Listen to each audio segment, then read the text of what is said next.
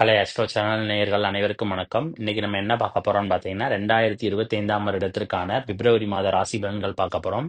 அதுல இன்னைக்கு பார்க்க போற ராசி எதுன்னு பார்த்தீங்கன்னா மேஷ ராசி. அதுக்கு முன்னால நம்ம சேனலை சப்ஸ்கிரைப் பண்ணாதவங்க மறக்காம சப்ஸ்கிரைப் பண்ணிக்கோங்க. அப்படியே பக்கத்துல உள்ள பெல் பட்டனை கிளிக் பண்ணிக்கோங்க. அப்பதான் நான் போடுற வீடியோ உங்களுக்கு நோட்டிபிகேஷன்ல வரும். வாங்க வீடியோக்குள்ள போலாம். மேஷ ராசி நேயர்களே, உங்களுடைய ராசிக்கு 2ஆம் இடத்து அதிபதியான சுக்கிரன் பார்த்தீங்கன்னா உச்சமாகி 12ஆம் இடத்துல இருக்காரு. அதே நேரத்துல 2ஆம் இடத்துல குரு வேற இருக்காரு. இதனால உங்களுடைய வீட்டுல பாத்தீங்கன்னா ஒரு சுபகாரிய நிகழ்ச்சிகள் நடைபெறுவதற்கு வாய்ப்பு இருக்கிறது. அதே நேரத்துல உங்களுக்கு திருமண யோகம் என்பது இந்த சமயத்தில் நிச்சயம் இருக்கிறது.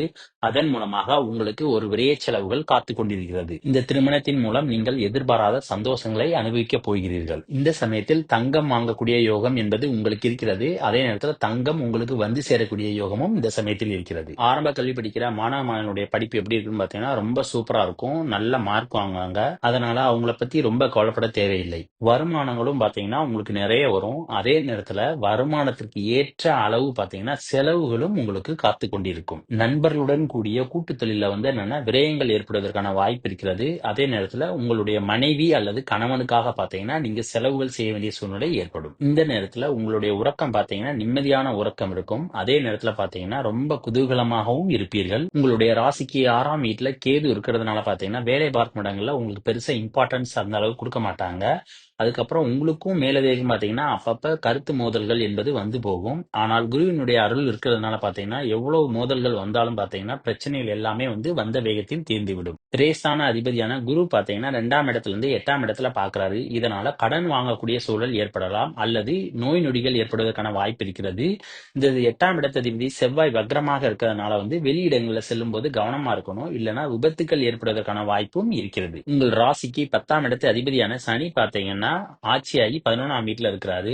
அதே நேரத்துல பாத்தீங்கன்னா குரு 10ஆம் வீட்டை பாக்குறாரு. ஒண்ணு உங்களுடைய வேலையில பாத்தீங்கன்னா மாற்றங்கள் ஏற்படுவதற்கான வாய்ப்பு இருக்கிறது அல்லது பதவி உயர்வு ஏற்படுவதற்கான வாய்ப்பும் இருக்கிறது. இதன் மூலம் உங்களுக்கு நிச்சயமாக லாபங்கள் என்பது கிடைக்கும். 9ஆம் இடத்து அதிபதியான குரு பாத்தீங்கன்னா 2ஆம் வீட்டுல இருக்கிறதுனால ஒண்ணு தந்தையாரின் மூலமாகவோ அல்லது முன்னோர்களின் சொத்துக்கள் மூலமாகவோ உங்களுக்கு வருமானங்கள் வருவதற்கான வாய்ப்பு இருக்கிறது. உங்களுடைய ராசி அதிபதியான செவ்வாய் பாத்தீங்கன்னா மாதத்தினுடைய முதல் 3 வாரங்கள்ல வக்ரமாக இருக்கிறார். இதனால உங்களுடைய செயல்பாடுகள்ல ரொம்ப கவனமா இருக்கணும். இல்லைன்னா நீங்க செய்கிற செயல்னால பாத்தீங்கன்னா உங்களுடைய புகழ் குறைவதற்கான வாய்ப்பும் இருக்கிறது. அதே நேரம் இந்த செவ்வாயானவர் வக்ரமாகி 3ஆம் இடத்துல இருக்கிறதுனால செய்கின்ற காரியங்கள்ல நிதானமாக செய்வது நல்லது. சனியினுடைய பார்வையானது 5ஆம் வீட்டுல விழுவுறதுனால உங்களுக்கும் பிள்ளைகளுக்கும் பாத்தீங்கன்னா வாக்குவாதங்கள் வந்து கொண்டே இருக்கும். காலேஜ் படிக்கிற மாணவ மாணவிகள் பாத்தீங்கன்னா படிப்புல கவனம் செலுத்துவது நல்லது. ஏன்னா இந்த சமயத்துல அதிகமாக ஊட்சுற்றக்கூடிய எண்ணம் வரும். சொந்த தொழில் செய்றவங்களுக்கு பாத்தீங்கன்னா ஓரளவுக்கு எதிர்பார்த்த லாபங்கள் என்பது இந்த சமயத்தில் கிடைக்கும். சனியினுடைய பார்வையானது 8ஆம் வீட்டுல விழுவுறதுனால இரவு நேரங்கள்ல வெளியிடங்களுக்கு செல்வதை தவிர்க்க வேண்டும்.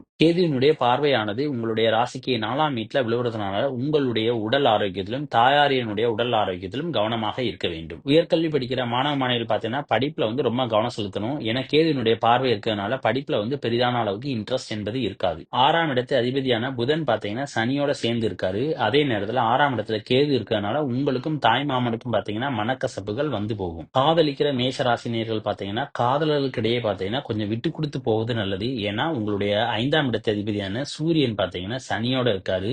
இதனால உங்களுக்குள்ள பாத்தீங்கன்னா மனக்கசப்பு அல்லது கருத்து வேறுபாடுங்கிறது வந்து போய்கிட்டு தான் இருக்கும்.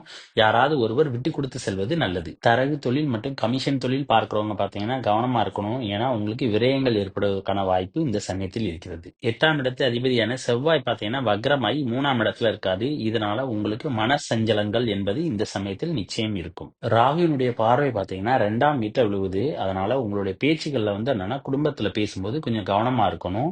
இல்லைன்னா அதனால பாத்தீங்கன்னா சின்ன சின்ன மனக்கசப்புகள் என்பது குடும்பத்துல வந்து போவதற்கான வாய்ப்பு இருக்கிறது.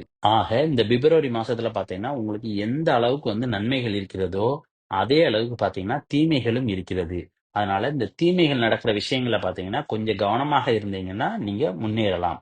அப்புறம் இந்த வீடியோ பிடிச்சிருந்தா லைக் பண்ணுங்க, ஷேர் பண்ணுங்க, கமெண்ட் பண்ணுங்க. மறக்காம பக்கத்துல உள்ள பெல் பட்டனை கிளிக் பண்ணிருங்க. தேங்க்யூ.